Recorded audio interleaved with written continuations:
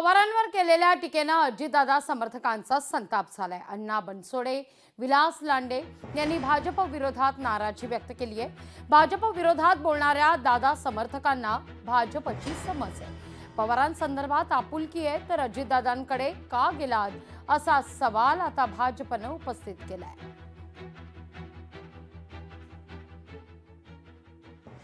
काल अमित शाह साहेबांनी जी टीका त्यांच्यावर केलेली, खरं तर तुम्ही आम्ही पाहिलेलं आहे की भारतीय जनता पार्टीचे कित्येक नेते अर्थात भारत देशाचे पंतप्रधान नरेंद्रजी मोदी यांनी सांगितलं होतं की शरद पवार हे माझ्यासाठी गुरु आहेत। वास्तविक बघितलं तर आता निवडणुका होऊन गेलेले आहेत, त्यामुळं एकमेकावर टीका टिप्पणी करणं हे आत्ताच्या साठी योग्य नाही आहे। आज आपण पाहिलं तर शरद पवार 1984 सालाचे आहेत आणि गेली 60 वर्ष या राज्याचे नाही देशाचं म्हणून त्यांनी नेतृत्व केलेलं आहे आणि त्यांच्या बाबतीमध्ये एवढ्या खालच्या पातळीवरती येऊन बोलणं बरोबर नाही। कारण कोणत्या बाबतीमध्ये त्यांच्यावरती कलंक नसणारा नेता कोणता शरद पवार आहे।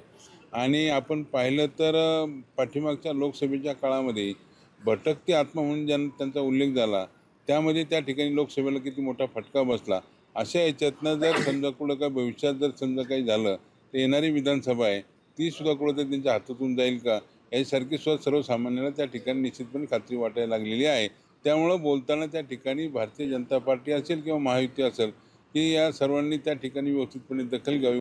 पंतप्रधान नरेंद्र मोदी साहेब पुण्यात आले होते, त्यावेळेला शरद पवार साहेबांच्या कार्याचा त्या ठिकाणी गौरव केलेला। आज त्या ठिकाणी वेगवेगळ्या प्रकारे सन्मानित करण्याचं काम सुद्धा पवार साहेबांना भारतीय जनता पार्टीच्या सरकारने त्या ठिकाणी केलेलं आहे आणि पवार साहेबांचं कर्तृत्व मोठेपण त्या ठिकाणी त्याच्याविषयी वाद व्हायचं कारण नाही, कोणाच्याही मनात शंका नाही। आता त्या ठिकाणी अजितदादांच्या आमदारांनी त्या ठिकाणी त्यांच्याविषयी का भूमिका घेतली हे आता मी कसं काय सांगू। आणि त्यांना जरा शरद पवार साहेबांच्या विषयी एवढी कळवळ आणि आपुलकी होती तर त्यांना सोडून अजितदादांबरोबर कशासाठी आले। लोकशाही मराठी ऐका, पहा, जागरूक रहा।